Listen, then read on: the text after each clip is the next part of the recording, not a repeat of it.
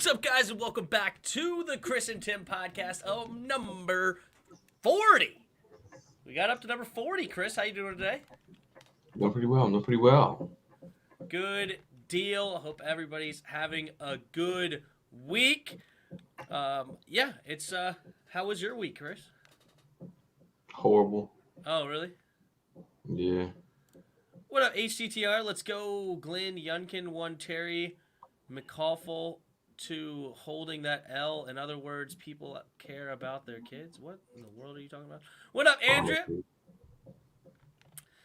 Yeah, so let's go ahead and hop into these things. Actually, before we get into the skins topics, did you hear about Henry Ruggs Yeah, I heard about it.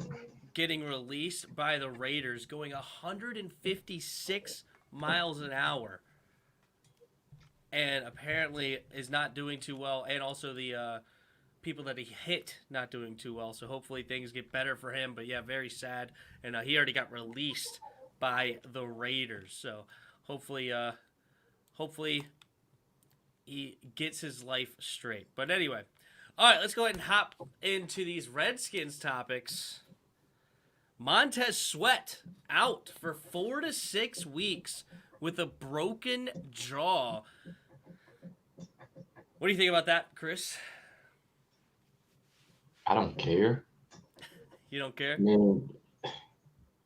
I don't care in the sense that it's not like it hurts the team. Yeah. We don't need them. We're losing with them. And the way I see it, why is it saying 4 to 6 weeks? Just say he's out for the season. Why is he coming back? Put him on IR, season in the IR. There's no need to bring him back. For what? To do what? They're probably gonna give him the 4 6 weeks because these next 4 weeks gonna be abysmal. So they probably give him the 4 6 weeks, and that's what's gonna be 2 games left. Something like that, maybe 3. Not a lot of games left if he's out for 6. So what's the point? Put him on season in the IR.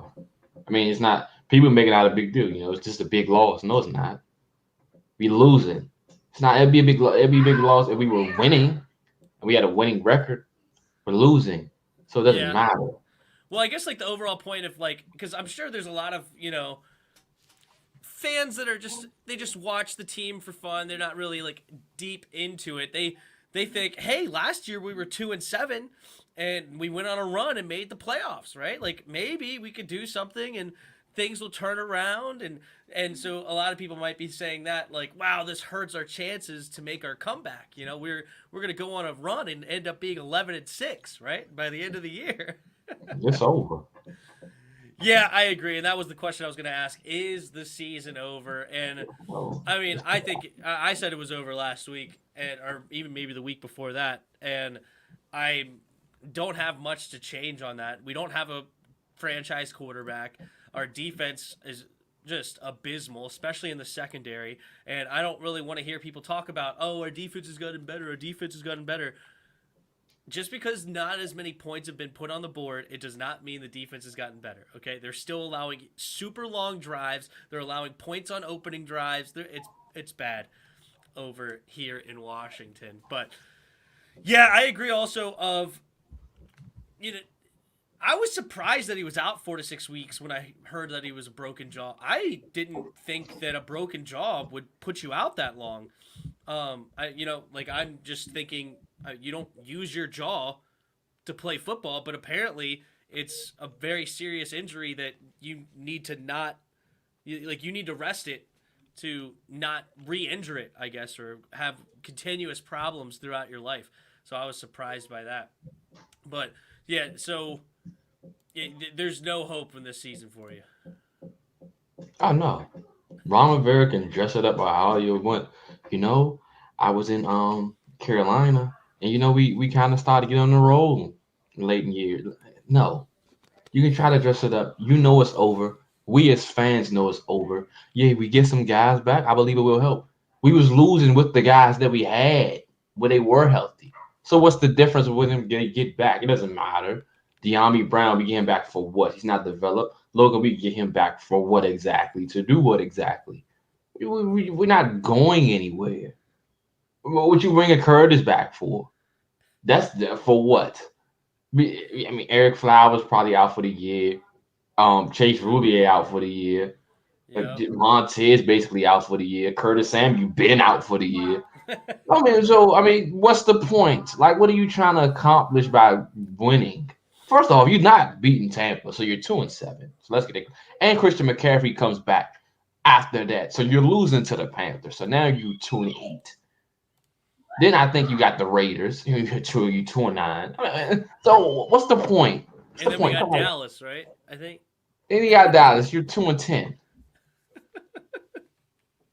And shout out Uh, Louis T. He can stop being an optimist about this. We get some guys back. We should be able to get some wins. No, we're not. We're not better than the Eagles. See the Eagles, what the Eagles did to the Lions? Some may say, where's the Lions? Lions played the Packers tough. Lions played the Ravens tough. And they beat the crap out of them. We didn't play no one tough. So Eagles are going to abuse us badly. If Teddy Two Glove can throw a party, what you think Jalen Hurts going to do? Jameis Winston throwing parties. Old Matt Ryan threw a party. Man, Jalen Hurts going to throw a party. Devontae Smith going to look like Jerry Rice when they play us. Devontae Smith gonna look like Jerry Rice. All I right, don't know look, if he's Russell supposed to come Wilson. back. Yeah, I mean, I don't know if he's supposed to be back by then or not. He might be. Who knows? Gino going to throw a party. Gino gonna throw a party. Yeah. So speaking of Ron Rivera had a very interesting comment in, I believe it was his Monday presser, and I thought it was very strange considering the trade deadline was the next day, and like you would think you would be prepared for the trade deadline, but Ron Rivera said that we have not evaluated this team, that he was saving that for the bye week.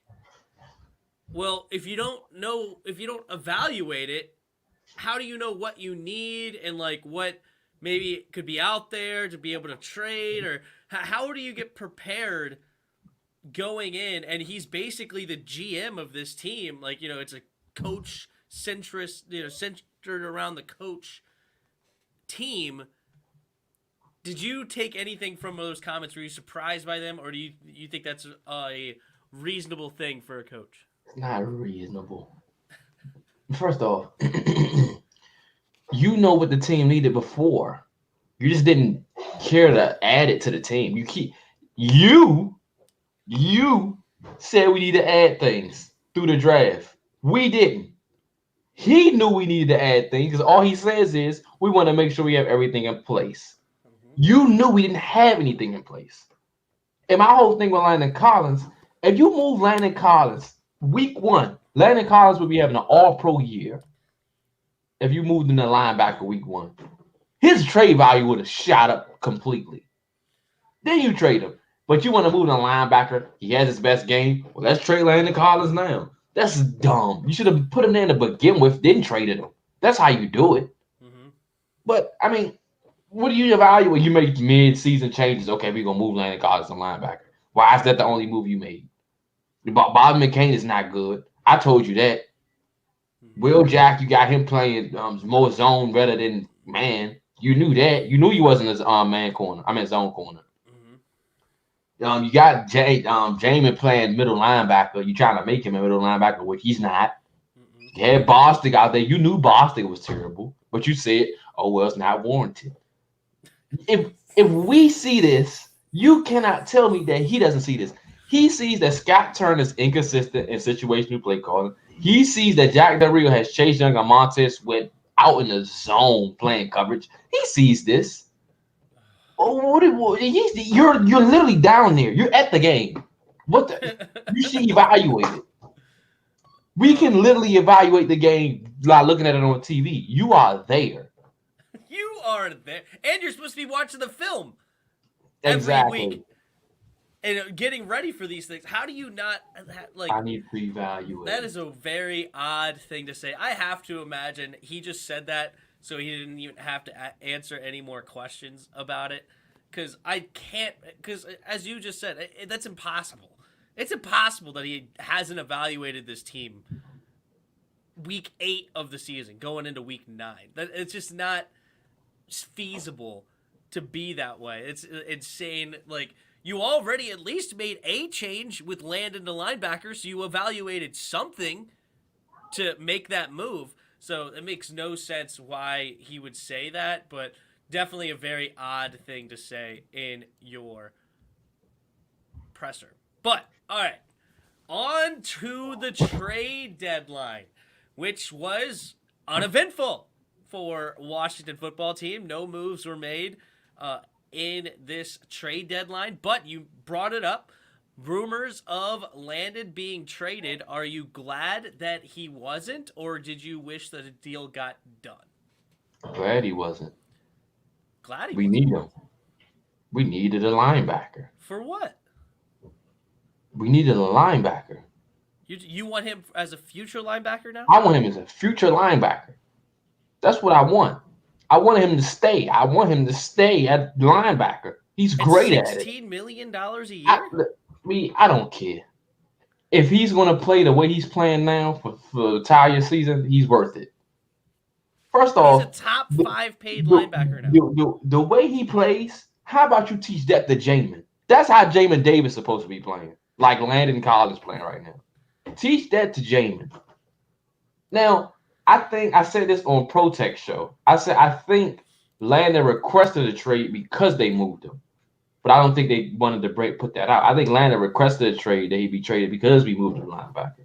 That's what I believe. Well, nobody would trade for you as a safety. So yeah, no matter what team you would be going to, but that's what I think he did. I think he said, you know what, if y'all gonna move your linebacker, I would like to be traded. Now, that's what he did, then maybe. But if he didn't, keep him at linebacker. I mean, you don't have nobody at linebacker right now. So what are you trading for? For this offseason, you can make moves to get linebackers and draft one. Did they do that this year? They drafted one this year. How'd that turn out? You said make moves. KJ Wright was out here.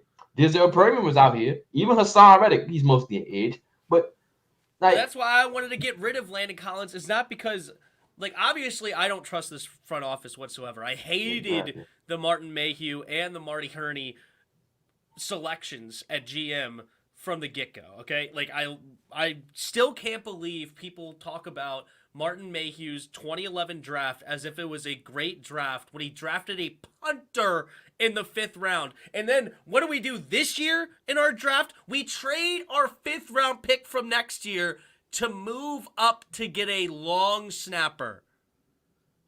A long snapper. And then that same long snapper that we're just going to keep blaming him for every kick that's missed. Oh, it's the whole process, the whole thing, the whole nonsense around here. It's the whole mechanics of the whole thing is off. You know, I'm not gonna blame Chris Blewett for kicking it into the back of the freaking left guard's head, but no, it's the whole process. And so I agree that when it comes to this front office, I don't trust them moving forward, but I'm saying what I think is the best move as if I was the GM, and that to me would be trading Landon Collins off, getting my $16 million back for next year, and I maybe get a pick or two here or whatever, and we move forward without Landon Collins, and then I'm going to go ahead and draft another linebacker next year, or maybe even 2. I wanted to draft 2 this year, but I'll probably draft 2 linebackers or draft 1 and sign 1 in free agency, because I also wanted to get a couple of different guys in free agency. So that's how I'm coming at it. But I understand what you're saying of the coaching or the front office is just not doing their jobs. We knew that linebacker was the worst position on this team by miles, and yet we just watched all of these linebackers in free agency go off the board for cheap. It's not like these guys were like $15 million a year guys or $11 million a year guys. I think KJ Wright signed for like $5 million. Jayon Brown, I think it was. Is that the guy from the Titans, Jayon Brown? I think he only got like $5 million. Like, it's not like a ton of these guys went for insane amounts of money. Denzel Perryman, I think, got $6 million. These were completely within our budget, if you will, to go sign some of these guys. We let them walk. So I definitely understand your concerns with the front office because I have the same ones. But speaking of this front office making some questionable moves, Washington was reported interested in Mitch Trubisky, is a guy apparently they were gunning for. There may have been a little bit of a bid war between us and the Saints. You glad that went through, or didn't go through, I should say, or did you wish it went through? Shouldn't. I'm glad it didn't. For what? Literally for what? What are you bringing him here Should have went all for? in for much. What are you bringing him here for? He's no better than the two you got on your roster.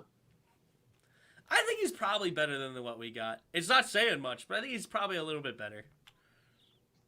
It's not great, but maybe a little. What? So okay, you want to give up a 4 for a 5th for him? I wanted to trade Landon for him, and I would have done it straight up. They wasn't going to do that. No. But they was probably going to give up some draft capital. Yeah. That's what they probably was going to do. I'm not giving up no draft capital for a backup.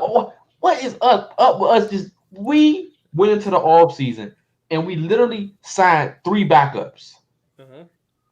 Fitzpatrick, backup. We re-signed Heineke. You signed Heineke, backup. Kyle Allen, backup. Now you want to go trade for a backup. What is this? You need franchise quarterback, somebody who can start. Then we tried to trade for Mariota. We tried to trade for backup. Who else did we go for? I don't even remember. Oh man, yeah, we gunned for some people over there. That was funny.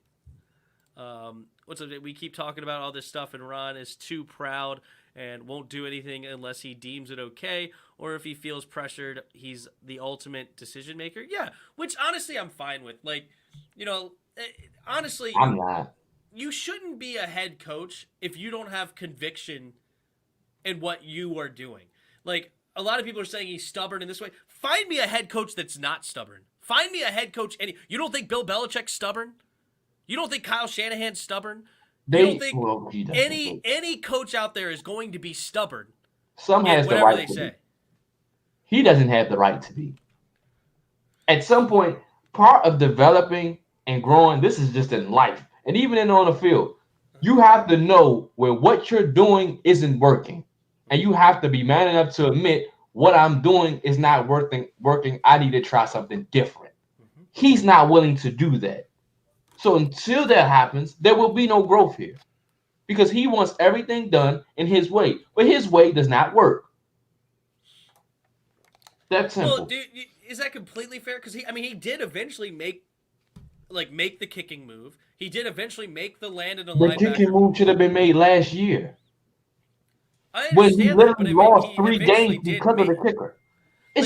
He said basically what you just said though is that he has to own up and take a responsibility for it, and he does. Do it earlier. You know this. You see it. You don't have to wait to see what's going on, what's happening. Cut him. It's that simple. It's not rocket science. You make the decision immediately. You knew Landon Collins wasn't a safety. You said yourself you viewed him as a downhill linebacker. You know what that tells me? You knew that before the season, but you let him play safety. But you waited. But you knew, because you said you viewed him as a downhill linebacker. You knew that before the season, but you still let him play safety. That's dumb because he wanted, and guess what he says? I want to get guys comfortable with what we're doing. That's what's wrong with him now. Because it's not about you. It's about them. Your job as a head coach is to literally put guys in a position for them to succeed, not you. You succeed because of them. Yeah. But he wants it to be all about Ron Rivera. He wants to be this boy genius. And he's not that at all. I don't know. Some of it's fair, some of it's not fair, but I definitely understand the frustrations coming from the fan base for Ron Rivera. And, sorry, random ad pop up. Anyway, I definitely understand the frustrations, and it's totally warranted. Obviously, when people start getting mad, they say things that are over the line and whatever. But I'm not even going to harp on any more of it. I understand the frustration, and we'll just leave it there. Yeah, we talked about the Ruggs things to start, but it's very sad, and I hope that things get better for him. Exactly, he's still coaching from the leather helmet. days look at what we did at the kicker position? I mean, I don't know. Like I know one thing everybody is though. that way. You better draft one. Maybe I wanted to You draft better one this year. draft I one. would. Oh man, I would have totally taken that Evan McPherson kid instead of Derek Forrest in a heartbeat. That's a kicker right there. I know he And missed you the game drafted winner him for. to Why would thing, you but he still draft hasn't somebody banging for like. special teams? And you knew you needed a safety. You needed a free Peyton Stearns is safety. balling, by the way, like I knew you would. Hmm. But you want to draft Derek Forrest, or yeah, we drafted, and you was bold about it. We drafted him for special teams. Who drafts somebody for special teams? You can get that off the street. Yeah, true. Like, come But on, hey, man. remember Troy Apke is an elite special teamer. So why you need So somebody else to be elite? you need him. You need. Jeez Louise. Oh yikes. Cade York, is that a kicker? I don't know who I'm that not is. familiar with him. Maybe, Yeah, might be a kicker. Potentially. Well, we don't have a 5th-round pick this year, so we're not going to maybe. be drafting him in the 5th. Should we have... All right, last thing on the trade deadline. Should we have made any moves, or was there anything Yeah. worthwhile you think that is missed? Deron should have been gone. That rhymes. Bars. Deron should have been gone. Bars. LeBron should have been gone. And Settle should have been gone. DeRon and Settle should have been gone. I think Fuller should have been gone. DeRon, Settle, Fuller. I think they all should have been gone. Personally, I think Settle should have been gone because Settle gonna walk next year. You probably could have got a 5th or a 6th for Settle. Didn't do that. DeRon, you could have got a late 1st for DeRon. Didn't do that. Now, if you don't pay DeRon, we let walk for nothing. Trent Williams walk for nothing. Ron Payne walks for nothing. Brandon Sheriff walks for nothing. What are you doing? What are you doing? These are high caliber players. What are you doing? We need stuff back in return. You keep waiting. And that's why I keep telling you, I told y'all this before the season. We don't know what we're doing. These are all these guys. And we're just sitting back. Brandon's going to walk out the door. All pro guard is walking out the door. All pro left tackle, the freaking 9-10-time Pro Bowl, just walk out the door for nothing. Then Deron Payne out the door for nothing. You know how much money somebody gonna pay Deron? And you just gonna say, well, goodbye, Deron. Settle gonna get a bag for somebody. You let that walk out the door. They're just incompetent. Because I keep hearing they're not gonna pay him. Now, if you pay him, okay, fine, whatever. But if you're not, what are you doing? Trade him now. This is your chance to trade him. I'm not trading Deron, and I'm paying Deron. But I 1,000% agree with you. If we don't pay him, that is a mistake. Exactly. I don't think there was anything on the table worthwhile that we missed. You know, like I don't think somebody came in and offered a 1st-round pick for Deron. Like I don't think that somebody came in and Because they offered know he's available. of available or like I don't think anybody offered us like a breathtaking offer or even like a decent offer. Like they were talking about like, you know, a lot of these people that want to trade for quarterbacks or trade for this or trade for that is like what they want is through the roof for like what they're, you know, what they're going to get. So I don't think there was really anything out there, and it doesn't seem like there was anything that came out from any of that. So I don't know. But is there any last things you want to say on the trade deadline? Or are you ready to go on to this Denver game? You can go into the Denver game. Alrighty then. Denver. We lose 17-10, and we already touched on this a little bit. But Chris Blewett is easily the worst kicker in the league. All right, that's not debatable. But is he the worst kicker in history? All right, 3 of his first 5 kicks are blocked, and pretty much all of them because he just kicks it, or not pretty much, it is all of them. He just kicks it way too low. Is he the worst kicker in history to you? No. Because he's basically never missed a kick for us yet. Oh, he missed kicks. All of those blocks were because of him. He didn't miss. They got blocked. No, he freaking kicked the back of the helmet. They got blocked. My point is... So one of them didn't even get blocked by them. He got blocked by our dude because he kicked us in the back of the helmet. My point is, you just tell him to kick it high. That's it. It's not hard. It's just not rocket science. Then why can't he get it done after 5 kicks? They're not telling him anything. They just letting him kick. That's my point. It's coaching. It's not necessarily the player.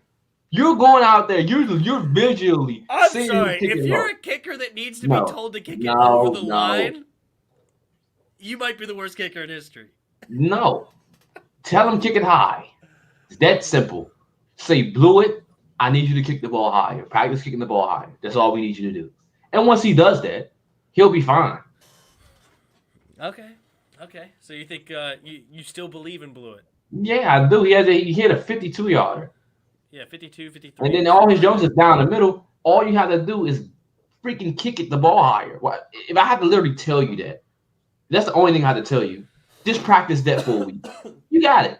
It's not rocket science. They're not telling him anything. It's Ron Rivera's fault. It's Ron Rivera's way of saying, well, look what I told y'all. So I know he's not helping them. Yeah. Because it's his way of saying, look what I told y'all. Y'all knew this, y'all do. You're not helping the guy. You're just trying to be right because you was mad because we forced you to cut Dustin Hopkins, which you should have did a long time ago. I'm not complaining about Blewett because I don't care to begin with. I wanted Dustin Hopkins gone. Great, he's gone. He should have been gone last year. We got another guy in here. Cool. Develop him. Everybody else needs to be developed. What up, Pro Tech? How's it going? Yes, he did blow it. That's for sure. But should we bring in a new kicker this year? Should we already cut bait and bring in a guy like Joey Sly or maybe what's his name? Lambo? What's his name? The guy from Jacksonville kicker that they cut. Is it Lambo? I think it was Lambo. Oh. Josh Lambo. Yeah, he's on. Oh, the Chargers already signed him to the practice squad. Well, he's only a practice squad. We could go get him. He had a decent record before this season where apparently he missed the first 3 kicks that he took, but still an interesting one there. I don't know. Jarris is right? You think that Jarris is right? First of all, don't blow up his head, okay? He doesn't need that. But Joey Sly is not clutch at all. Well, okay, we have a kicker right now. That's the 3 of the first 5 kicks have been blocked. So develop. Go ahead. All right, well, we'll see. That's it. Why would you? Oh, we need a kicker. For what? We're not winning. Develop the guy. That's simple. They don't want to do the work. That's what it seems like. It seems like Ron Rivera and them doesn't want to do work. That's what it seems like to me. Develop the guy. You're coaching. That's what you get paid to do, to coach. Develop him. That's simple. You can't keep saying, we need to get rid of this guy, bring this guy in, get rid of this guy. At some point, you as a head coach have to develop these guys. It's that simple. And you need to develop them in a position where they're strong at, not where they're weak at. Same thing with Jamin Davis, for example. Stop putting him at middle linebacker. He's not going to get stronger there. You make him stronger with his strengths. That's how you do that. It's that simple. We can't keep let guys go. We need to get rid of him. Let guys go. No, you need to develop him. And stop trying to pretend like you're winning because you're not doing nothing on the field. How is it that these guys on this team regressed so bad? That's baffling. After last year, they just freaking shot up. Well, Cam didn't regress, but pretty much everyone else in the O-line definitely didn't regress. O-line's fantastic, but I'm talking about the defense because I don't have no problem with nobody on offense. Gibby regressed, if I'm going to be honest. But outside of that, the defense, what's wrong with them? Why is Chase Young so bad? Why is Montez bad? I don't care. Daron, terrible. And for John Allen, he's inconsistent to me. But it's hard for me to really give him a full assessment of him when the other 3 around him suck.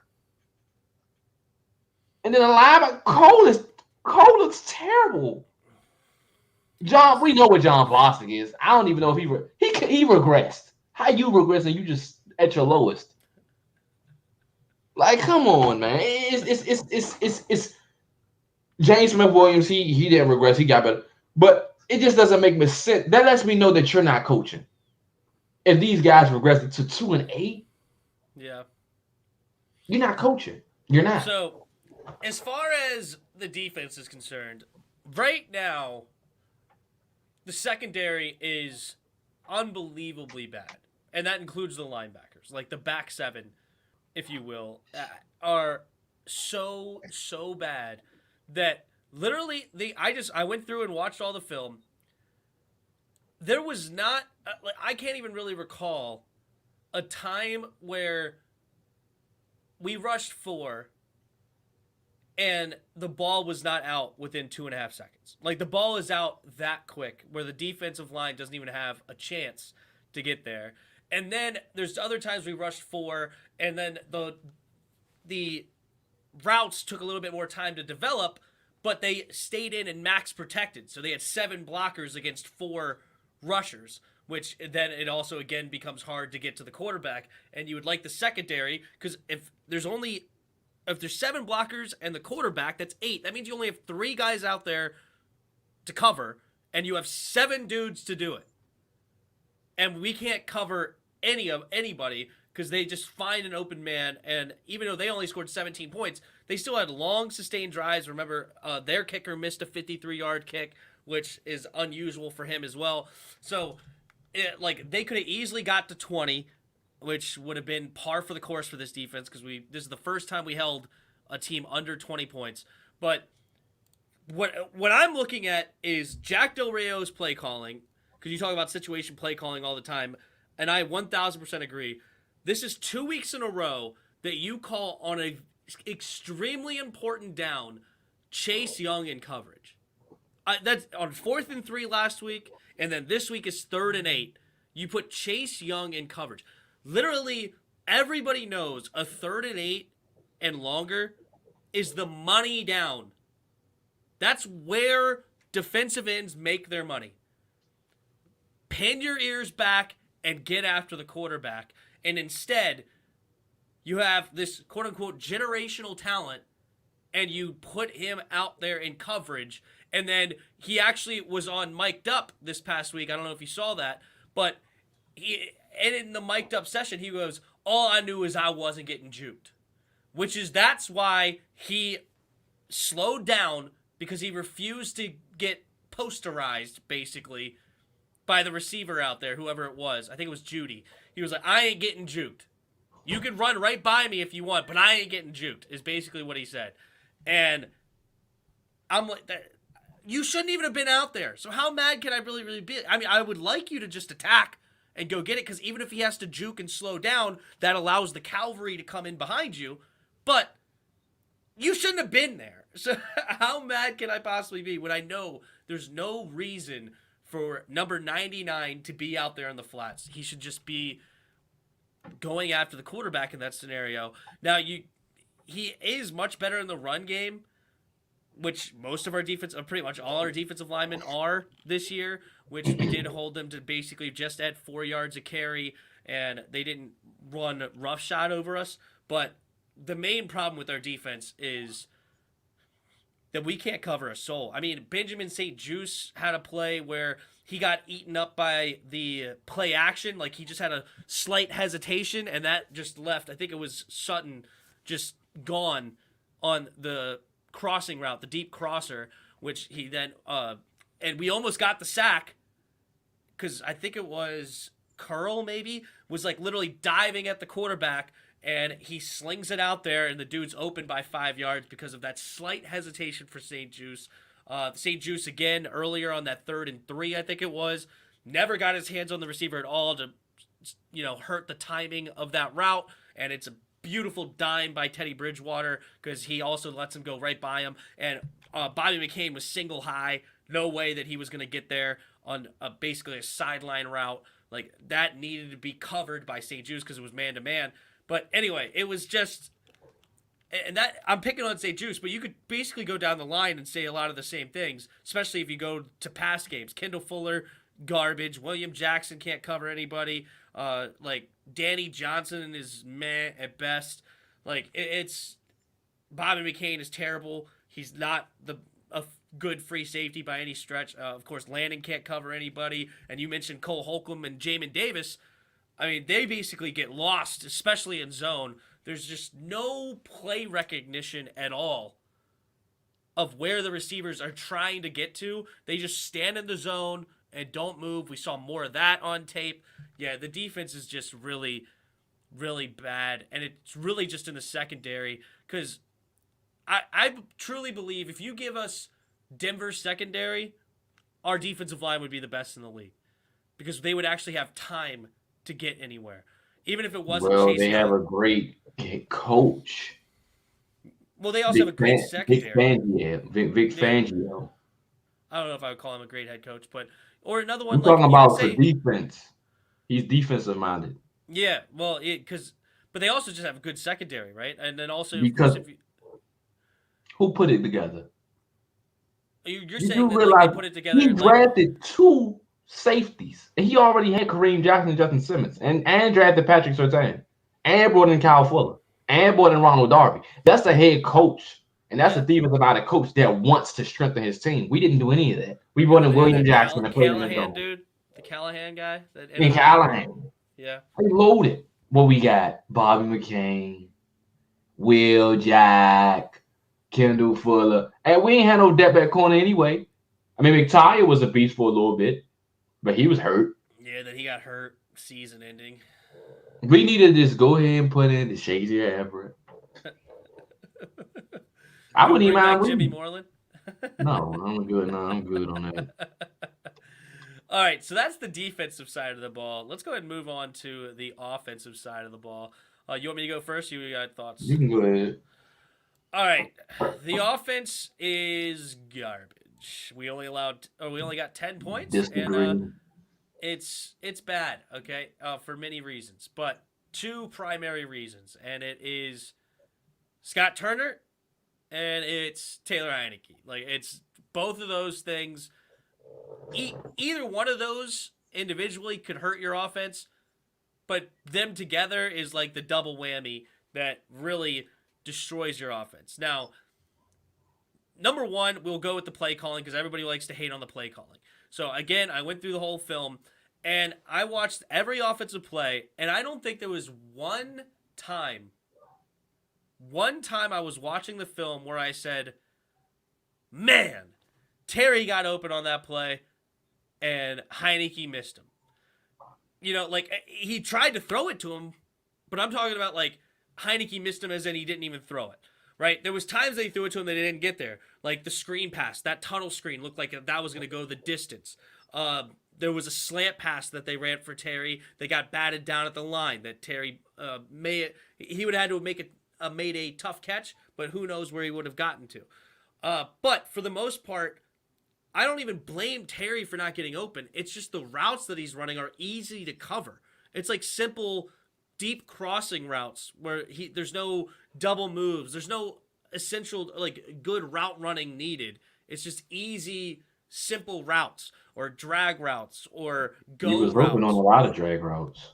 I don't remember them seriously. Like I went through and like I really did not see many times that I felt as though, or really, I don't remember any off the top of my head that I remember saying, "Man, Terry was wide open and Taylor just couldn't find him." Like it was not good play designs to get Terry open. And It then was probably to get the other guys open. maybe I mean that's what it seems like because like there was a comeback route that I think Taylor threw it to him. Like whenever Terry ran a quote unquote good route, like they basically threw it to him. Whether it was completed or not is a whole different thing, but they basically threw it to him every single time that it was designed for him, which is frustrating because you would like to see a whole lot more designed for him and then let other things get open in other places. Now, Heineke. Taylor Heineke is also a problem. Now, I want to address a couple things. One was that first DeAndre Carter deep ball down the left sideline. DeAndre Carter stopped on his route. That wasn't just an overthrow by Taylor Heineke. For some reason, DeAndre Carter just completely just stopped running. I guess he thought he was covered and just gave up on the play. I don't know. But Carter could have ran under that ball, but he decided to stop, and then it looked like it was terribly overthrown. There was another one that he overthrew on the right side to, I don't remember who it was now, but he overthrew him again. That one should have been back shoulder. That Cause was to or Terry. I don't know to who. Terry. Yeah, maybe it was to Terry, where he threw it that way, but Terry was expecting a back shoulder throw because the defender had over the top coverage, and Heineke tried to put it over the top, and then so Terry kind of stopped because he's looking for the back shoulder throw, and it's over the top. So that one hurt. One big thing I noticed for Taylor Heineke is for some reason he doesn't understand to go where he has numbers. And I'm talking about like the tight end screen pass. A lot of people wanted to hate on Scott Turner for the tight end screen. That was a double screen. That was not just designed one direction. Like, and he had the numbers for Gibby on the other side. He had 3 receivers out there to block. One of the linemen were going to go out there and block. And if you count the bodies, he had a blocker for all of them, and Gibby could have got a decent amount of yards. And instead, he threw it to Ricky Seals-Jones, who Ricky Seals-Jones has a guy manned up on him. And we knew it was man-to-man before the snap because they put Gibby in motion, and a guy ran across the formation with him. So we know it's man-to-man. And instead of going to where he has numbers, he threw it to Ricky Seals-Jones. The corner's right there to eat him up. And then also, of course, you had the linebacker that was blitzing come back out to meet him. And Ricky Seals-Jones had nowhere to go. There was another one where the 4-yard out route that you hated on, that you shouldn't have called a 4-yard out route on first and long. And that was an RPO. And again, if you look at the box, he has a blocker for everybody. And instead of just handing it off, he throws a quick out route. Now, was that the worst thing in the world? Because maybe it could have been a 4-yard catch and this, that, whatever. I don't know, but I would like to give a chance to our running back with blocker with numbers on his side. And I'm sure there was other ones I can't think of off the top of my head, but that was a problem for him. Is for some reason he doesn't understand the numbers situations. Also, another problem with Heineke is when you're a play caller, you call the play before you see what defense they're lining up in. And occasionally, when you call a play, the defense lines up in the perfect call to defeat what you're calling. I don't know how much leeway Heineke has, but in those situations, you would like to see Heineke make a change. And I don't know if he has the ability to or if he's allowed to. I don't know who to blame on that, but I would like to see more of those because that Terry quick out route, like I would like to see him check out of the play. Because Simmons was over there, and as soon as he threw it that way, Simmons made a heck of a play and just streamlined right at Terry. Play call. They should have had a tight end on that end to go pick up on that. Yeah, well, it depends on what kind of look you get, right? But you had 3 guys out there, and so you got to call a different play because there's 3 defenders. Like you got to be able to check out of it, check to a run, do something different that is not going to just make it easy for the defense. And I don't see enough of those out of Terry. Another one is that fourth and 1 that we decided to throw it. Heineke just held it too long. Like if he would have, if he would have just hit it immediately to Ricky Seals-Jones, he could have turned upfield and got a yard. But instead, he holds it until basically Ricky Seals-Jones is out of bounds, and then of course Ricky Seals-Jones doesn't even catch it because the defender's right there also. So our offense is just not good. And then, of course, to top it off, Gibby is... I like Jared Patterson. I want to see Jared Patterson start the rest of the way because Jared Patterson actually has vision. Gibby has better physical talents, but at least he doesn't run into the back of defenders. I mean, I don't know why Gibby has this problem where he has the outside. That's where the blocking is. Go to the outside on one play, and instead he just barrels into the back of his own dude and gets like a 1.5 yard gain instead of hitting the outside. And he seems to do that all the time, and it's frustrating to watch. But, all right, those are my thoughts on the offense. Go ahead and give us yours. I blame that on Scott Turner and company because he was doing it last year. They're probably telling him something different. I'm blaming everything on coaching. I like our offense. The quarterback and the problem with our offense is the quarterback and the offensive coordinator. I don't care what no one says. We have the weapons. The problem is we don't have the quarterback or the offensive coordinator. That's the problem. Yeah. That's the biggest problem with this team. You give me a competent coordinator and a franchise quarterback, we got everything we need. We got everything we need. If Curtis was healthy, I could agree.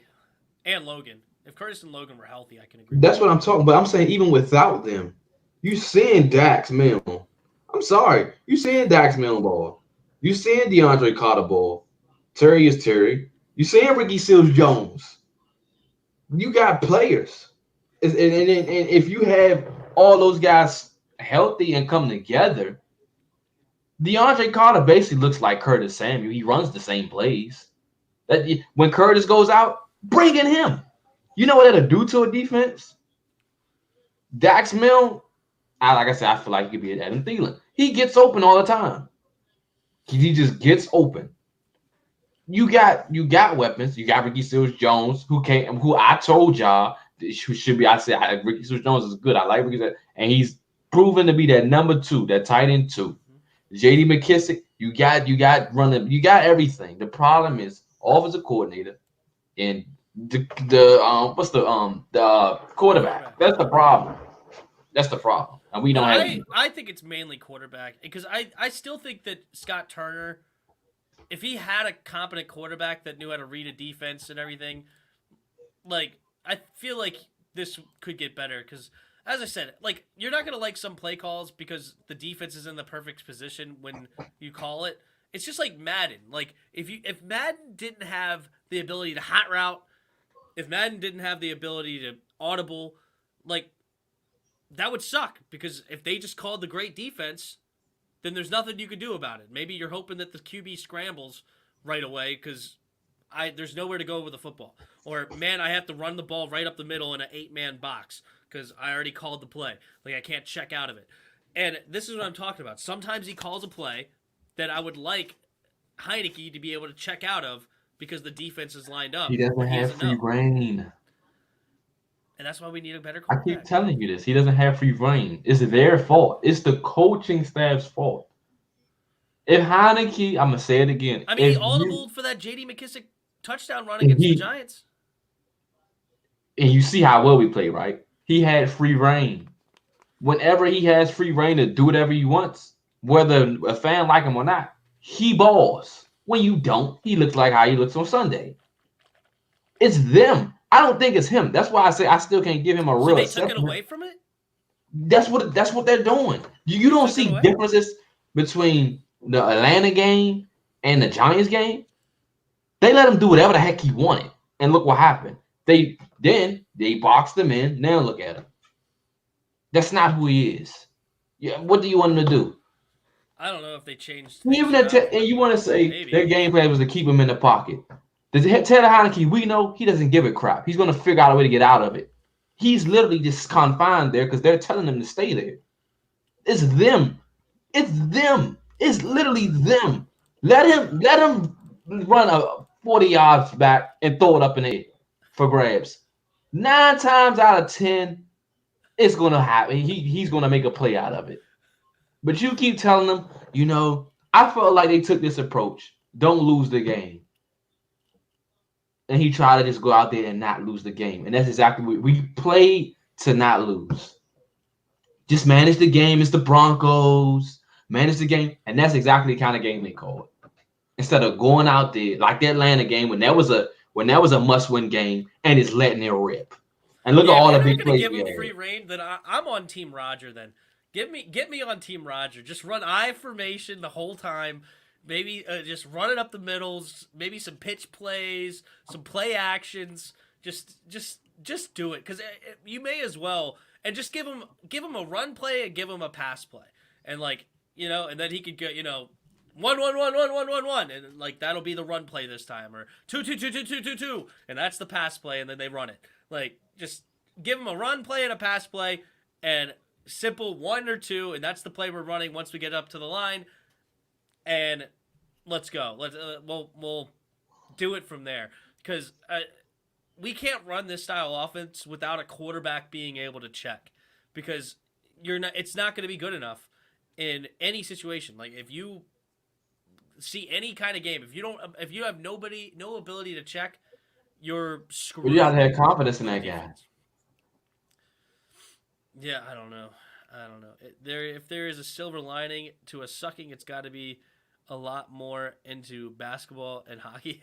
True, especially with Wizards doing well. Go Wizards! I may start watching them a little bit more. Who knows? I know they're playing now. What's the score now of their game? I wonder. You still a Knicks fan? Yeah, hold up.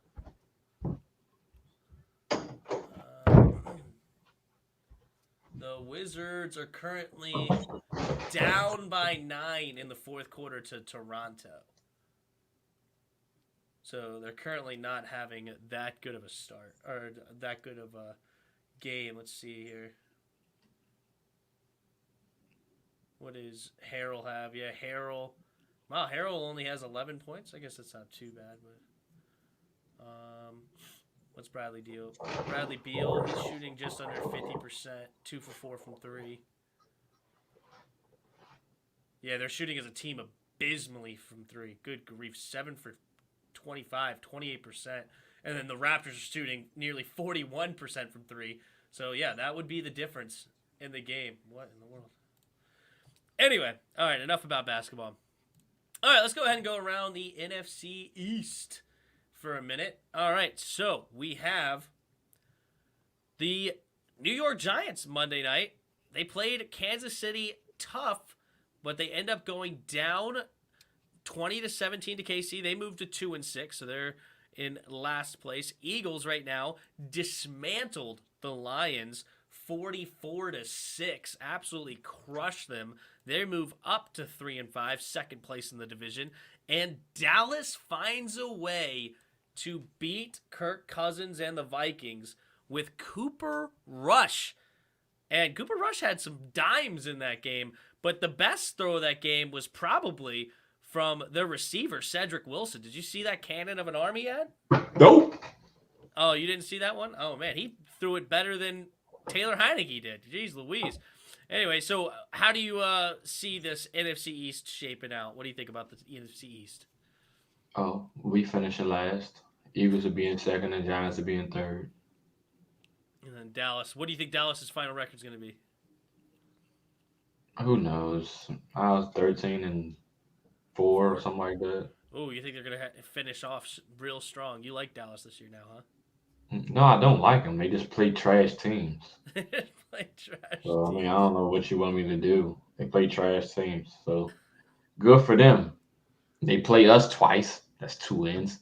They play the Giants. They're going to sweep all of us. So, it's really not a big deal to me. They still got the Cardinals and stuff like that. So, that's why I said 13-4. So, they'll lose those games.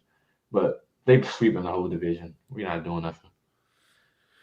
Fair enough. I don't disagree much with that assessment. And yeah, so we'll see what this Eagles team will look like. I don't know. As I said, Nick Sirianni growing on me a little bit, and man, he poured it on tough against the bad teams, and that's kind of cool to see because he did the same thing against the Falcons. Like, so when they go against a team that's not very good, they seem to be able to tear the brakes off of them.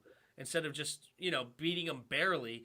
The only other win they have is against the Panthers, which was a, fourth quarter comeback win. But they played the Bucs tough. They played the Raiders. They lost by 11. They scored 30 points on the Chiefs, which was way more than what we ended up scoring on them. And then they put 21 on the Cowboys, but allowed 41. So the Cowboys beat them up pretty bad. But anyway, interesting to see where the Eagles end up, and I'm curious if I'll eat my words on my just absolutely disgust when they hired him. I thought it was a joke. So, anyway, all right, well, we got 2 topics left. We got the weekly pick'em, of course, but we're going to talk first now with the season basically over. QB talks of the 2021 NFL Draft. We may end up with a top 5 pick. And Chris, who is your favorite quarterback prospect so far? It's going to be Desmond Ridder, and it's always going to be there, and it's been that since the season started. And and before the season. Desmond Ritter. Desmond Ritter That's from simple. Cincinnati. So What do he's you the like guy about him so much? Why is he your favorite? because he has everything the other guys don't. He also has everything that a normal that a quarterback in the NFL basically already has, and you can't teach him. That's why I say he will be the most NFL ready when he comes. Like the checking out of plays, he does that. He reads the defense that he just check out of and check out into a new play.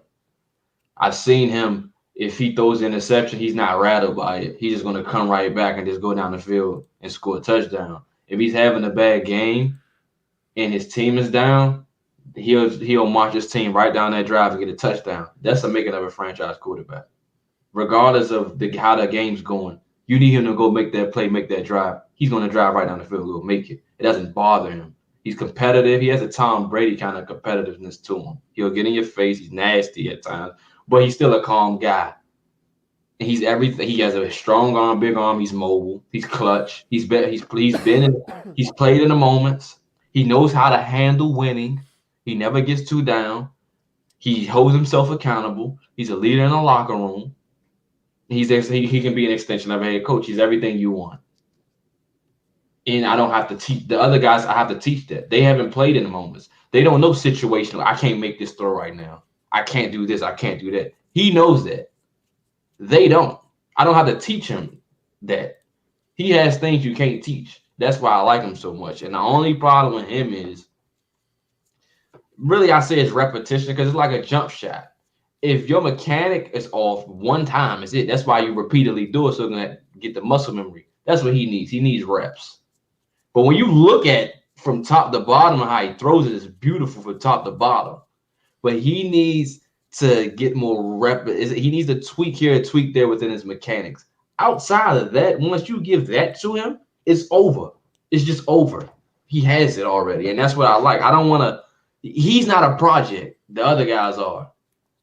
That's why I like him so much. Fair enough. All right. My favorite, I think, right now is still my boy, Kenny Pickett from Pittsburgh. I like the kid. All right. I don't even know exactly who to compare him to. I know you said what, kind of like Derek Carr I'd say or Big Ben. He's a Big slim Big Ben. Ben. Go He's watch Big Ben faster than Roethlisberger Ben Big. He's faster than Big. 2.0. Go look at Ben Roethlisberger's highlights in his younger days. You see Kenny Pickett. I'm telling you, you see Kenny Pickett. Ben is big, but he's a small Big Ben with a stronger arm and more accuracy. I like the kid. Right now, I think he has, what, 18, 19 touchdowns and 3 interceptions. He had 2 more interceptions this last week, unfortunately. The team around him is abysmal, except for maybe one receiver, Addison. But the rest of the team is just so bad, especially defensively. So that's why they have 2 losses, but he is the reason they're in every single game. Both games they lost. I think he put up nearly 40, like 35 or whatever, in one, I think 41 in the other. So he's putting up a whole bunch of points in, and yet the defense is just giving up too many. But Kenny Pickett, he, as Chris said, he has a strong arm. He's got accuracy. He has the ability to move. He's not fast by any means, but he has a more than enough ability to get outside the pocket and get things done with his legs if he needs to be. I don't know. I'm really into Kenny Pickett for now. But let's go ahead and go down this list. What do you think of Sam Howell? Franchise guy. He gets. It's amazing how much people nitpick him, but not Malik Willis. Or Matt Corral? Don't nitpick him at all. Don't nitpick those guys. But you nitpick Sam Howell when he literally has nothing, but he's still balling. Uh-huh. And I mean, I like Sam Howell. He's mobile. You don't want him running as much as he's running now. You don't want him doing that. He has a strong arm. He's accurate and he has a fast freaking the ball gets there quick. He has like a Matthew Stafford kind of speed to the ball. Like I don't want to call him fat, but he looks fat. But to me, he can be a franchise guy. But like with him, he doesn't have. I haven't seen him in the big moments. Don't know if he's clutch. Don't know if he knows about situational football. Don't know. It's those other questions surrounding him. For me, the talent, I don't care. The talent is there. But the other things that you're going to have to, and that you only can really learn by playing football and by being in those moments, he hasn't been in those moments yet. That's my only questions about him. Talent wise, Sam Howell is for me. I like Sam Howell also a lot. To me, his comp is a fresh Steve Young. I think he can be the next Steve Young in this league. They're very similar size. They have good ability to move. Like you go look up Steve Young highlights running the football. Like he definitely could run, and they both have good strong arms. The only weird thing about, or the only different thing I should say, is Steve Young was left-handed. This guy's right-handed. But it's Sam Howell, I think, actually has a whole bunch of upside. I like him a lot coming out of UNC, and I completely agree. He has like nothing around him in these games. So I Other like than that, Josh Downs kid, the small little dude, he can play. number 0. He's small. He's fast as crap. Yeah, I think he's number 0. I think you're right. But yeah, it's anyway. Sam Howell, I like for sure. What about? We mentioned him already. What about Matt Corral? What do you think? Same thing with him. It's gonna. Y'all gonna hear me say it redundantly. It's the same thing with him. I mean, he's played against Alabama, sure, but did you learn from it? Because he just lost to Penn State, I think. Well, he didn't really score until the fourth quarter. They like got destroyed. Like he didn't throw a touchdown until garbage time But against who Alabama. against Matt Alabama? Corral. But I mean, it's Alabama. Yeah. So I mean, but to me, I mean, looking at stats wise, he played well. Stats wise, he played well in that game. But I haven't. What moment? The moments like can he take your team down the field? It's the moments for me with these guys. I can't teach them that. They have to learn that in the game of football. He's accurate. I give him that. My problem with him, I wouldn't draft him, like I said, because I don't want another RG3. He gets hit one time, he's smoked. That's it for him in his career. He's small. And he's not like Kyler Murray. Kyler Murray is stocky. He's built. He's got muscle on him. He doesn't. But Matt Corral is very accurate. But I think you had to I like him, but like I say, he is the other questions surrounding him that I look at, that other scouts don't look at and they don't talk about. He doesn't have those things. But I like the guy. And he played some high competition. So I give him that. So he played against high competition. He's played well sometimes. So I'll give him that. Yeah, I'm just looking here against Arkansas. He came up big with a touchdown, it looks like. A 68-yard pass to Braylon Sanders to take the lead by... Oh, and then they went for 2? No. Oh, wait, hold on. Oh, no, it was... Then Arkansas gave up a touchdown. Interesting. They scored too fast. Giving them enough time. But very interesting. Anyway, no, my thing about Matt Corral is I feel like he relies way too much on his legs. And that concerns me because I don't think he's fast enough at the next level for that to actually work. You know what I mean? Like, and he's also another small quarterback. I think he's 6 foot, or like you mentioned. So he's not somebody that's also big. But he's not fast enough like a Kyler Murray or a Lamar Jackson or something to make up for these faults he has or whatever. I know. I don't understand. I don't see it yet either. I'm going to watch a lot more on these guys, but I don't see the infatuation with a guy like Matt Corral that everybody has to put him number 1 over guys like Desmond Ridder, over guys like Kenny Pickett, and over guys even like Sam Howell or another guy we're going to talk about, Carson Strong. Like, I don't understand what the love affair is with Matt Corral, but I'll look more into what what this is. I've watched a couple of games, but I don't know. To me, it's not there yet for me. But all right, our favorite, Malik Willis. You going first? Malik Willis to me, when I watch him, is he does things that make you scratch your head, and then sometimes those things turn into huge, crazy plays. But some of those that are he like spins, makes guys miss, and then slings it downfield. You're like, wow, that's awesome. But then he does other things, like I saw on a 3rd and 10 where he's in the backfield and he's like starts to get out, and he just all of a sudden does a spin move on nobody. Like he just spins around, and you're why did you do that? Another thing that I don't like about him, as soon as pressure is in his face, his eyes go down, and he's running the football. He does not keep his eyes up downfield looking for receivers. That thing is down.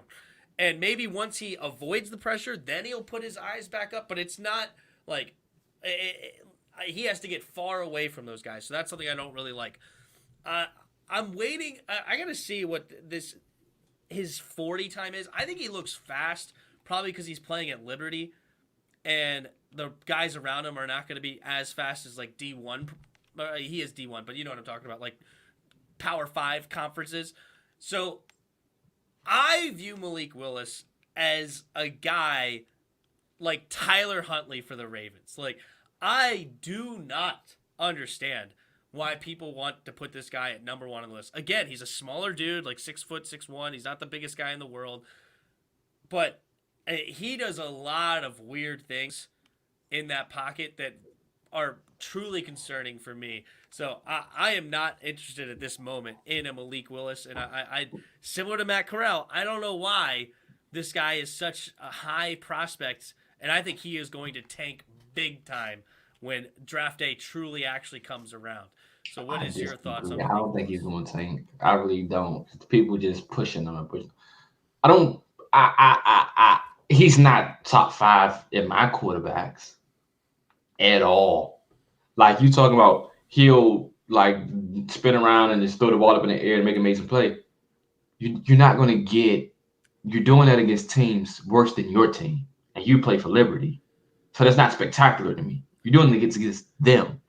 So, and in the NFL, you're not getting away with that. And Yeah. Patrick Mahomes is learning that. So I heard Basad McShay talking about that. He throws all platform and all that. Patrick Mahomes is learning that he can no longer do that. Why would I? So I don't care about if he can throw all platform. I care if he can make an accurate throw downfield within the pocket, or trying to improvise the right way and keeping his eyes off it and keeping his shoulders square. He never keep his shoulders squared at all. Not at all. Like that play I sent you with Ritter kept like he went back like 20 yards and kept his shoulders squared the whole time and then threw a strike. He doesn't do that. They are fascinated by the amazing plays he makes, but they have to realize who is he making the plays against. They're just like me and you. And my sister's playing you at corner. And I just turn around and just throw it up in the air, and you just catch it with 2 feet in bounds. Uh-huh. Amazing throw. Look who was it against. You feel me? So it's just like he hasn't played anybody. The best team he plays thus far was Syracuse. It was Syracuse, and he brought him back. But we watched the game. There's a lot of terrible things he did in that game, but he brought him back within tied at 21. Mm-hmm. And his defense got a turnover. He did nothing with it. They lost. Like I said, you haven't done anything in the big moments. Then there was a 4th quarter that I sent you the video. He just threw a pick at the end of the game. He had 2 receivers open deep. He just completed. That's what I mean. That's not the makings of a franchise quarterback. He hasn't been and this week against Matt Corral is going to be his biggest game ever. I'm interested in seeing what he does in that game. Yeah. But he's not. And I keep saying, I see red when he said he has the most upside. No, he doesn't. I don't think so either. He hasn't had the most upside at all. He has the least upside. If he thinks he's going to come into an organization and play like that, he's lost his mind. And another thing, He does not run away from contact. He runs into contact. True. He Like tries to be tough. Yeah. he is, you can literally just run out of bounds and get the first down. He will cut it back and try to. You can't coach that out of a quarterback. We've seen that with RG3. You can't coach it. That's Yeah. what he wants to do. He's a power runner. People are, oh, he's a great runner. Why want my quarterback running into linebackers? You can't coach that. It's too much stuff with Willis that you have to coach. And if you wanted, like if you're the Jets or somebody, you could do that because you got the time to. And he still Yeah. might not even be what you want him to be. Zach Wilson's learning now that, oh, I can't do that what I did in college here. It doesn't work. Malik Willis, I'm going to say this again. Malik Willis is not a first round pick. He goes to Liberty. Liberty University. Let me tell you how the last player that was drafted in the first round that went to Liberty was in 1990. 31 years ago. I did the math on my calculator in the car. 31 years ago. That was the last time a player from Liberty went in the first round. And guess what else, guys? If you think about having him here, look at the last player we drafted from Liberty. Practice squad. We thought he was so good. Oh, look at the highlight tape. It was Liberty. I keep telling Andy y'all. Golden. In practice squad. Same thing will happen to Malik Willis. Go ahead and draft him if you want to. Go ahead and draft him if you want to. Try it. Alrighty. The last guy we're going to talk about is Carson Strong from Nevada. And I'll go first on this one. I think Carson Strong would be the #1 overall pick if this draft was in 2007. I compare him to a guy like Matt Ryan, maybe even like a Matt Stafford, somebody in like that. He's not a runner by any means, but he's got a big body, 6'4", 225, I think, something like that, and he's got a strong arm. I like me some Carson Strong, honestly, but the one thing that's not good is that a lot of people are going towards that idea of dual threat quarterbacks to be able to do multiple things, and he's not going to be that for you. So for that reason, I wouldn't have him real high on my list. But if for whatever reason we end up getting a later pick somehow or whatever, or like, you know, the quarterbacks that we like are already off the board because we got the 6th pick or something like that, and we want to trade back and maybe end up with a guy like Carson Strong, I would love that. Honestly, because I think that this guy is very interesting. I find it hard to believe that the guys that we like, all the guys we would want would be off the board by that point. But I'm just saying, like, if for some whatever reason, you know, Ritter, Pickett, Howell go 1, 2, and 3, and we're sitting there at pick 5 or 6 or something like that, then I would be okay with getting a guy like Carson Strong. But anyway, let's say you. What do you think about Mr. Carson Strong? He goes to Nevada. He goes to Nevada. He goes to Nevada. He doesn't play anyone. Yeah. The same thing that I have with Malik Willis as far as competition, and he hasn't been in anything. Listen, when I judge a quarterback, I'm judging you in its totality. I don't do what these prospects and these scouts do. I'm going to look at everything on you, and then I'll give you a grade. No, you go to Nevada. No.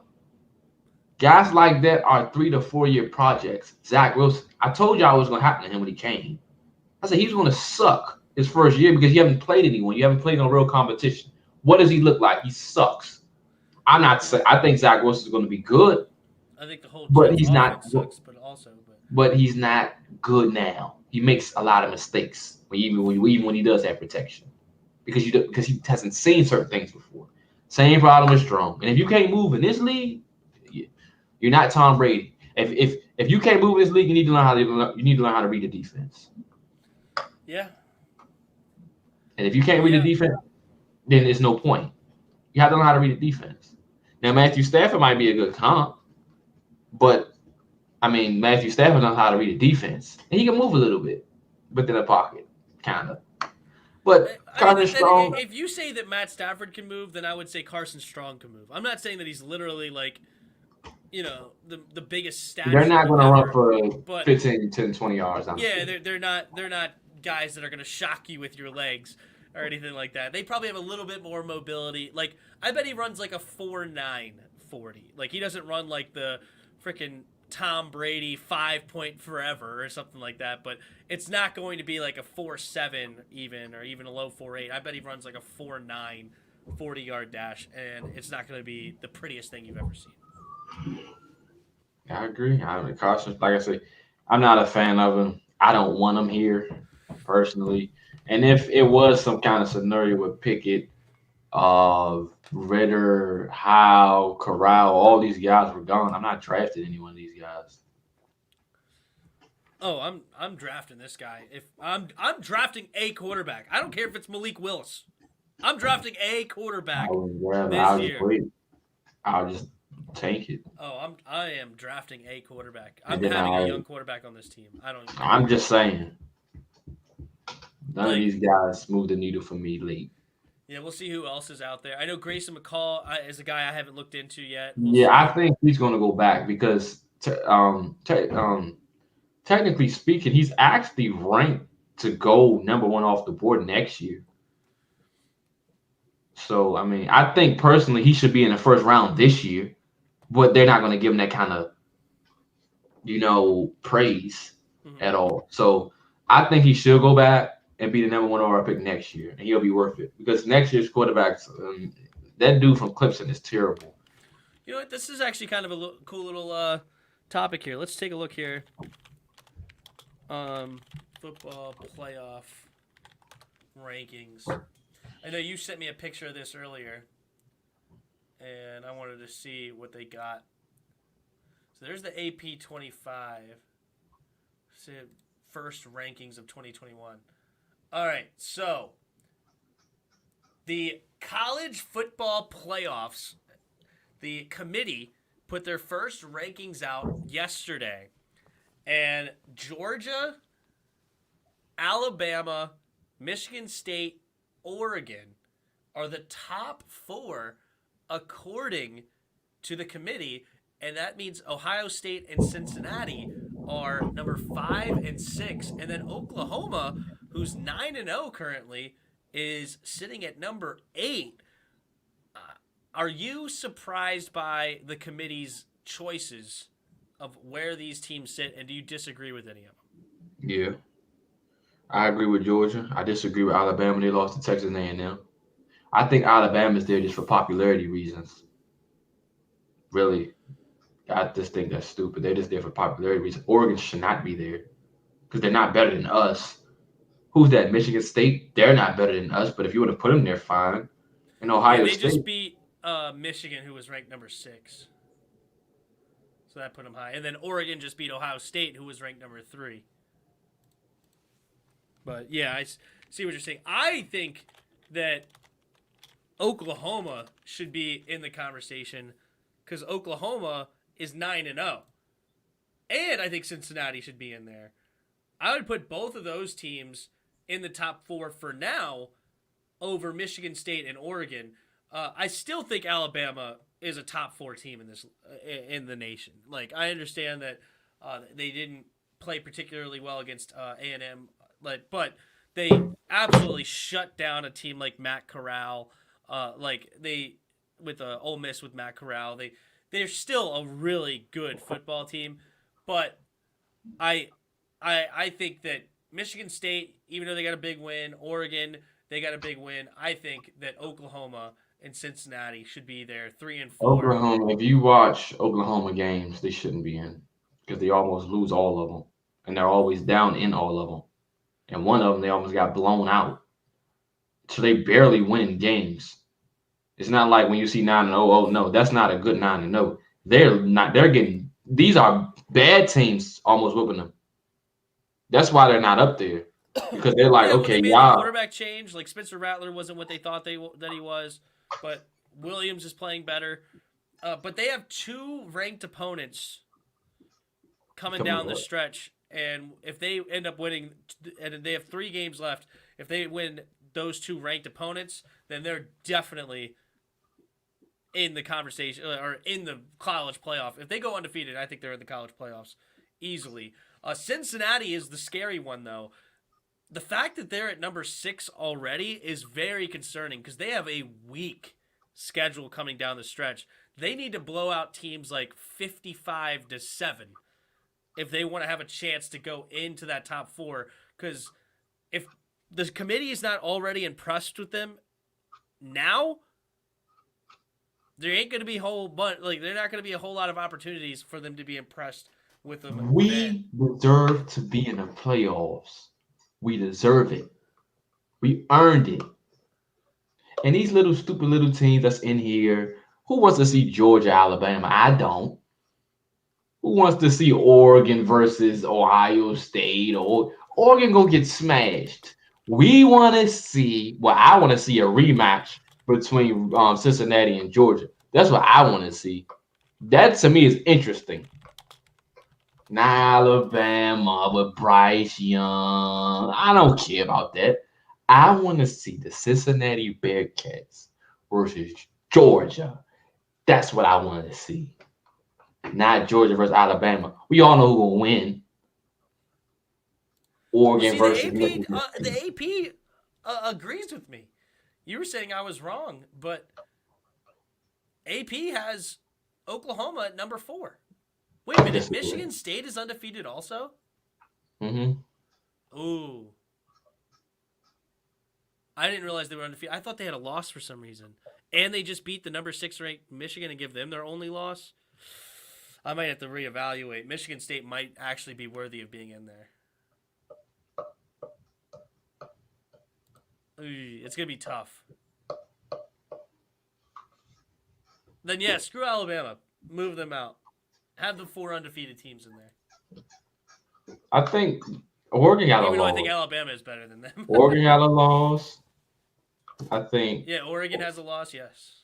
Yeah, those teams got lost. Ohio State got a loss. Yep. We don't got a loss. But hey. And Cincinnati beat Notre Dame. Yeah. And Notre Dame's only loss. And they're 9th. 8th right now, yeah. Or they're 8th one. Yeah, they're 8th. I think Wake Forest is 9th. Which is surprising, actually. Interesting. I think they lost. That's who he lost to. Matt Corral lost to Auburn. That's who he lost to. It was Auburn they lost to. Bo Nix. They lost to Bo Nix. Yeah, Auburn's sitting at 12th right now. Well, they ain't got no chance of getting there. Anyway. Everybody outside of Oklahoma, everybody else, because they probably can get in just for popularity reasons.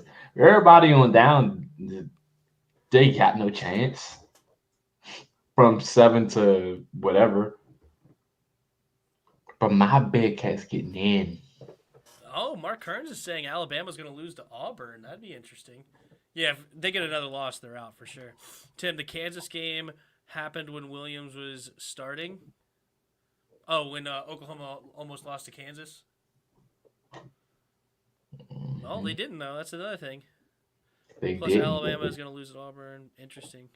I also saw these other guys. Do you know anything about Tanner Mordecai? No, and I don't care because it's irrelevant. Or Hainer from Fresno State? Irrelevant. Those guys are irrelevant. Trust me, they're irrelevant. Well, I'll definitely... I'm going to write them down, actually. I'm curious to look into them a little bit. Hainer from... Or, you know what? I'm just going to say this. Fresno State.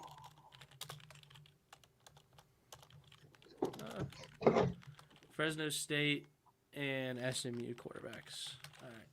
I at least have them down. All right, ready for these pick'ems? Yep. All right. Thursday night football. Jets at the Colts. Jets at Colts. I agree. All right. Ooh, a division rivalry here. Browns versus the Bengals. Bengals are at home.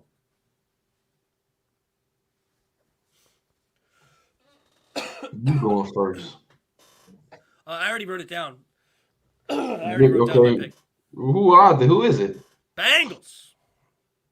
I'm going Bengals.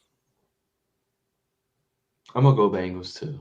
All right. Because they got too much. Browns got too much turmoil surrounding their team right now. Odell, Broncos versus the Cowboys. Dallas. I'm with you, sadly.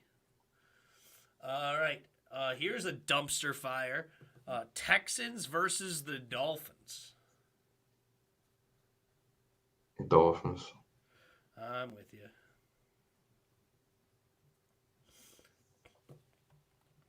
The Atlanta Falcons versus the New Orleans Saints. Saints. I'm with you. Not after what they did to me, I ain't never picking them again. Raiders versus the Giants. Raiders. I'm with you.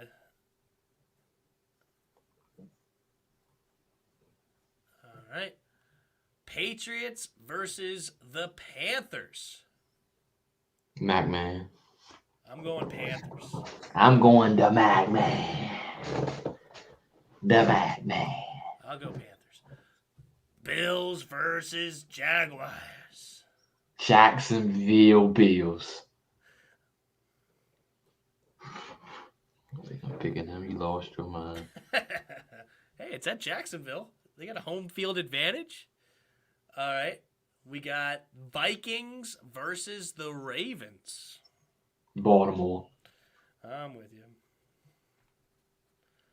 By the way, Timmy Boy is up by 5 for now. Chargers versus the Eagles. Chargers.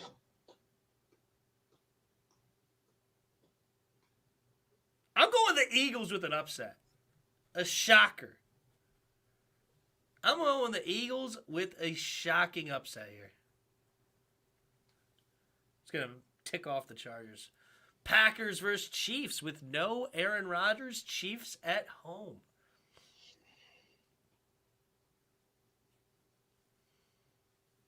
Give me. Give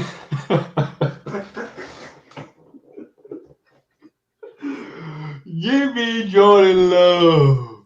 I'm running with Love. I actually pick him too because of the. I picked him up in fantasy. All right. Cardinals versus the Niners. Cardinals getting their first loss last week. Cardinals. I'm going with the division rivalry. Niners taking them out. Division rivalry. Tennessee Titans versus the Los Angeles Rams. Rams. Yeah, no Derrick Henry. We're going to abuse the Titans. No Derrick Henry.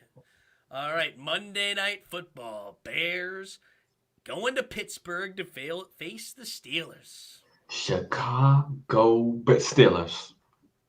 I'm with you. I picked the Bears last week in an upset. Didn't work out.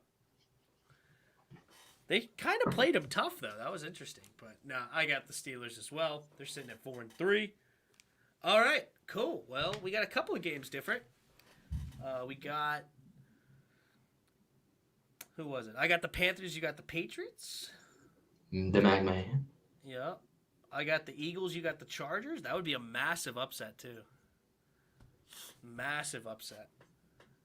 And then I got 49ers over the Cards. That'd be another. That's 2 pretty massive upsets that I'm going out on a limb to try to give you a chance. I was throwing you a couple bones. Oh, so you picked the Packers. Yeah, I picked the Packers. I told you I picked up Jordan Love in fantasy. Okay. So I got the Packers as well. I like their chances. Me too. But I'll probably be rooting for the Chiefs. I want Pat Mahomes. I want Pat Mahomes. I want Pat Mahomes to have an incredible finish to the season, and all of the haters that have to just shut it. But anyway, alrighty, cool. Well, it was fun. Thanks for everybody that was in the chat. Of course, Mark Kearns was here. Thank you, Rodney, for being here. Red Wings. Who else was in here? A bunch of people. Porter was stopped by to say, hey, what's up, Porter? Outlaw King here. Dr. Pig. Gregory Lightbody. Gibby hasn't been good since the Chargers, he said. Man, brutal. Go trade for Justin Tucker, yeah. Devin Copeland was here. What a pro-tech. Leadfoot. Rashid Fry was in the chat. Luzza. Expert JK stopped by. San Nider. Whatever. Redskins Man 10 was here. What's up, buddy? And yeah, thanks. Of course, DRG, Motto, Washington Fan Diehard. Who else is in here? Andrew Eastman and HTTR. I think I got everybody. Oh, and Patrick West. Patrick West was last, but certainly not least. Oh, of course, they're Spoiled. What up, Spoil? Tim, the best running back? The best running back is clearly Jarrett Patterson, the GOAT. Where should OBJ go to get if he gets released? You think he has a chance of getting released? Yeah. Where do you want him to go? Chiefs need him. They need a number one receiver. Ooh, that could be an interesting one. That's Or really Saints. Saints, that's a good one. For sure. Huh. Is there anybody else that would be interesting? I know the Packers. Ravens. Oh, Ravens. That's a good one. Another good one. Even though Ravens don't need any more injury-prone dudes. Everybody on their team's getting hurt. I don't know. Who else is in that conversation that could be contenders that would want to go get them? I don't know. Interesting. What about the Bills? That would be nasty, yeah. Could it pair him up with Stephon Diggs? That could be kind of cool. That's nasty. Send him to the Pats? Meh, I don't think so. Tim, you have 5,000 rush season? Oh, did you make me a running back in Madden or something? That's funny.